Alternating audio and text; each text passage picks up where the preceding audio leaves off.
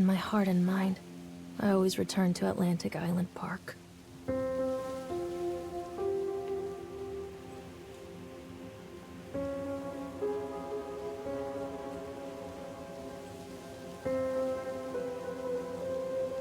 Where's Mr. Bear? I haven't seen Mr. Bear, Callum.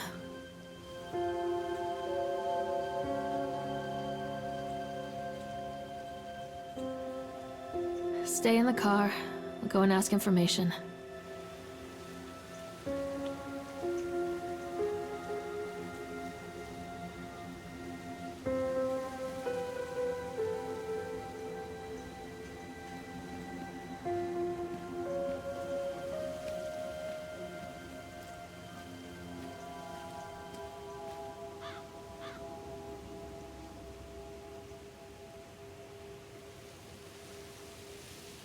Attention, patrons. The park is now closed.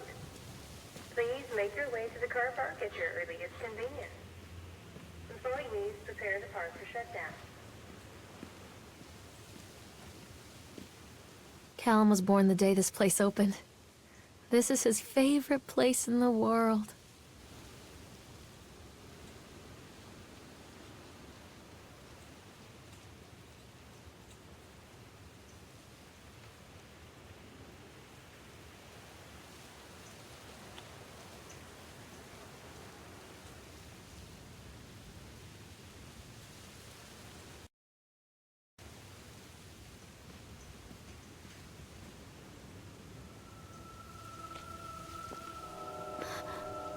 What?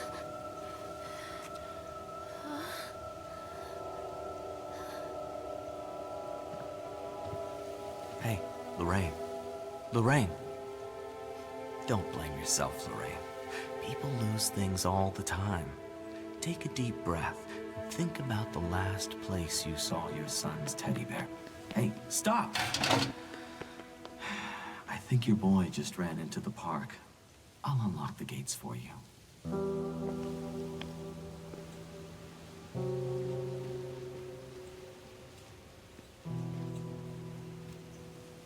Callum, where are you going?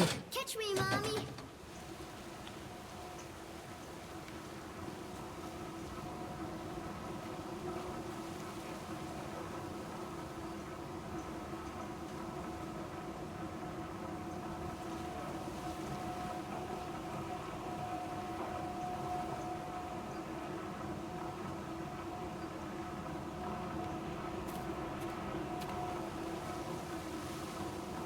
There's something special about the entrance to an amusement park. A line drawn between the real world and the world of whimsy within. On this side, the apathy of our everyday lives. And on the other, anything we might dare to dream. It's no wonder Callum ran back inside. I wouldn't want to leave either. Attention, employees. The park is now closed. Have a safe journey home.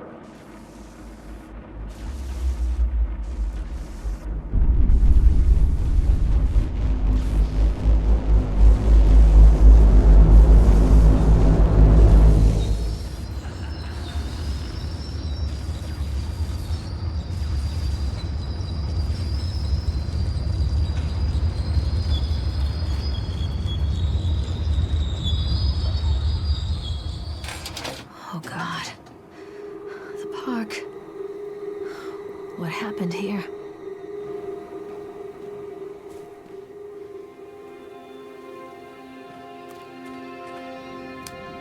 You can't catch me.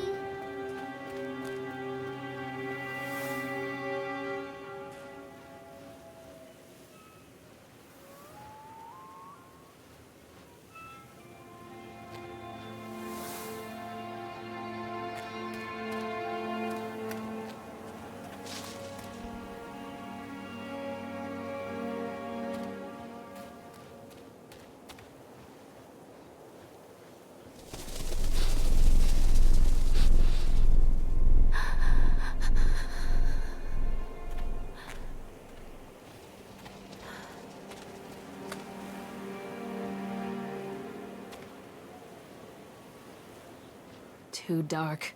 I'm not going in there without a flashlight.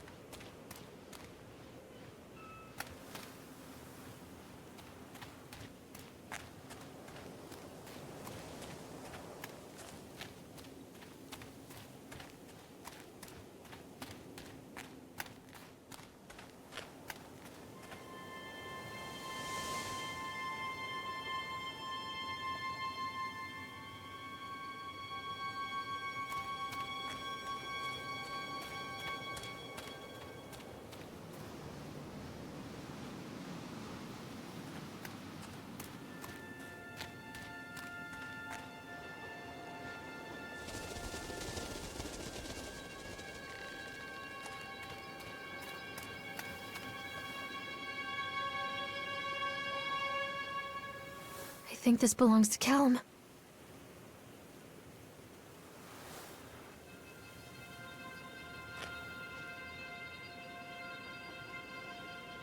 Chad the Chipmunk, huh? Just a drunk guy in a suit.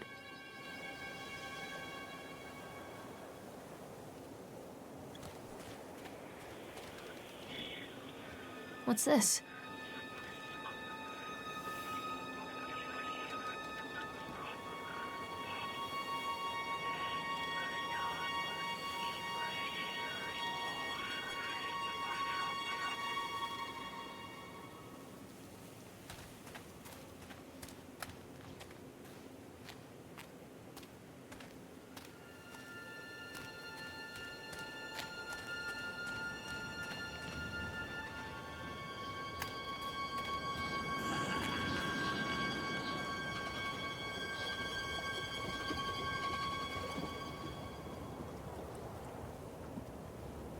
Callum, stay where you are! Callum, where'd you go? Mommy needs to see you, Callum. Come on, Mommy.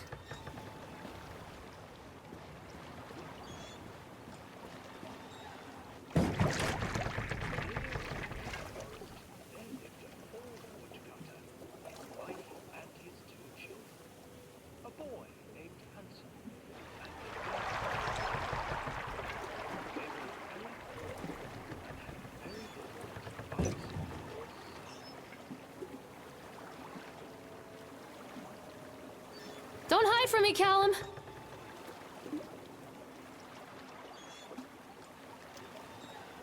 Callum!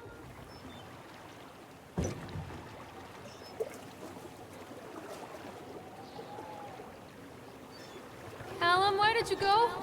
Callum, where did you go? Near a great forest, there lived a poor woodcutter, his wife and his 2 children, a boy named Hansel and a girl named Gretel. They were very poor and had very little to bite or sup.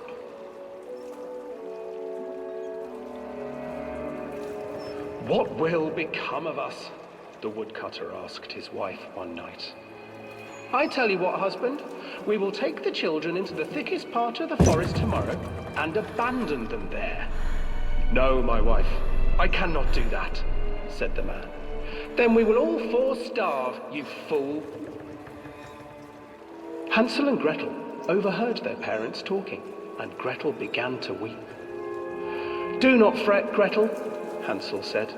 He crept out of the hut and gathered white stones from the ground to fill his pockets.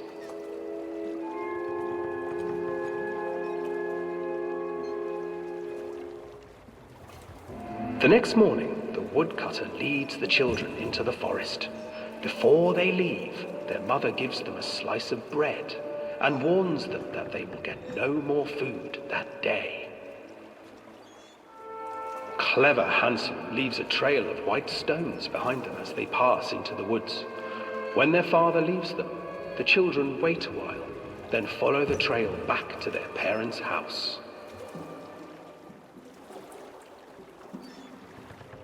After receiving a thorough scolding from their parents for getting lost in the woods, the children are sent to bed without any supper. Hansel tried to sneak out and collect more white stones, but found that the door was locked. "Tomorrow I will take them into the woods myself," the wife told the woodcutter. In the morning, their mother gave them a slice of bread and led them deep into the forest once again.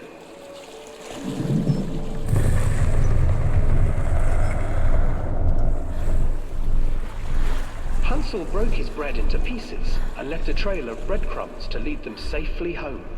But hungry-eyed birds snatched up the breadcrumbs and his trail was destroyed.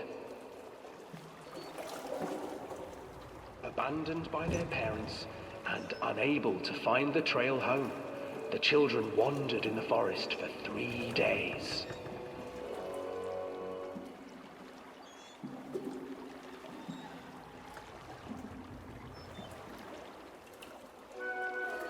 The children stumbled into a clearing with an exceedingly strange house.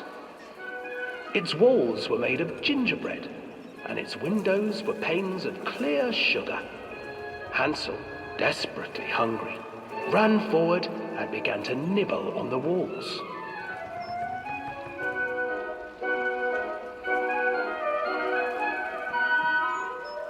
Nibble, nibble, little mouse. Who is nibbling at my house? An old woman emerged from the house, sniffing the air and peering around with cloudy eyes. Oh, you dear children, who brought you here? Just come in and stay with me. No harm will come to you. But Hansel and Gretel stayed back, for the old woman reminded them of their cruel mother. Come, children, don't be afraid. I have something for you. The old woman offered them 2 enormous lollipops. The children took them and began to eat. You see, nothing to fear here. Come inside, the old woman urged, and the children, still licking their sweets, followed.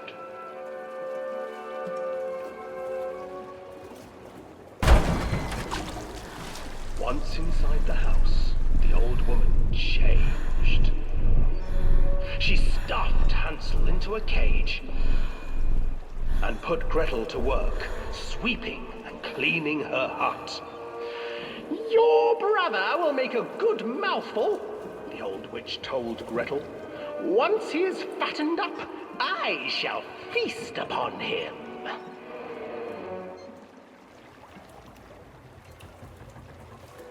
Time passed, and poor Hansel refused to eat, fearing the day that the witch would eat him. The witch, for her part, grew impatient. Today I will cook and eat your brother, Gretel. Climb inside and light the oven. But Gretel pretended not to understand. I do not know how. Where is the opening? Fool, the old witch said. The opening is here. And she moved to show Gretel. Seizing her courage, brave Gretel gave the witch a shove, and the old crone tumbled forward into the oven.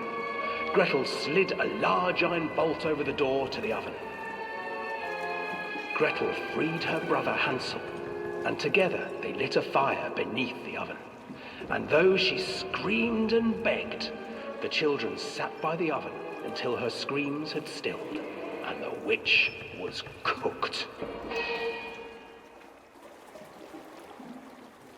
And then, because even children can't survive on sweets, they divided up the body of the old witch and ate her.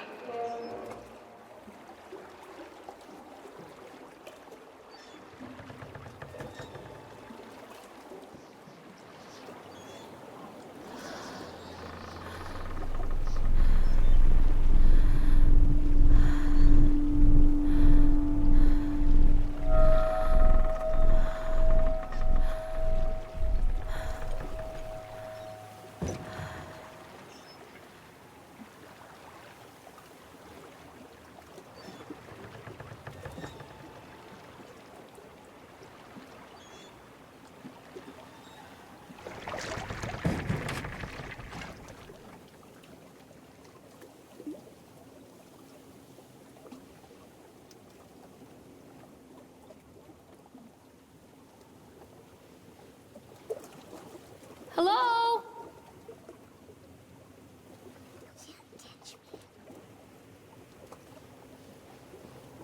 Callum!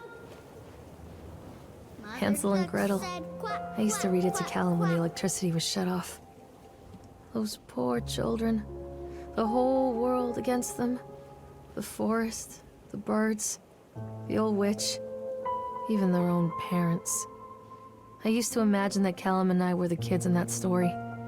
Not mother and son, but brother and sister, hand in hand against the unkind world. We were always hungry, looking for our own house made of candy, looking for the sweetness that could take the pain away. Hunger leads people to desperate, terrible places where the tree branches reach like claws.